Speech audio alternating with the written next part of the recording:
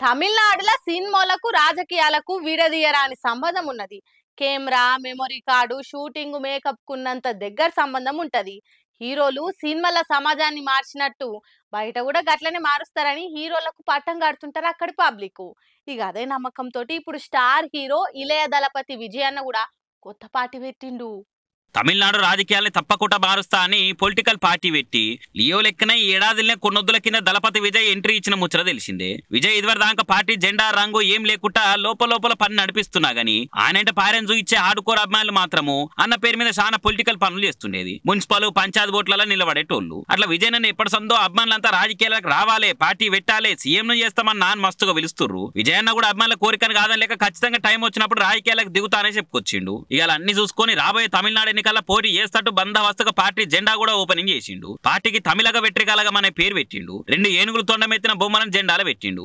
ఇక జెండాల తిలకం రంగు నడిమిట్ల పసుపు రంగును పెట్టిండు. ఎన్నికల సంఘంలో గుర్తు కోసం అప్లై కూడా చేసిందట. అయితే తమిళనాడులో ఇదివరకే సినిమాల పార్టీలు మస్తు ఉన్నాయి. జయలలిత పార్టీ అన్నా డిఎంకే కూడా సినిమాలు పెట్టిన పార్టీనే.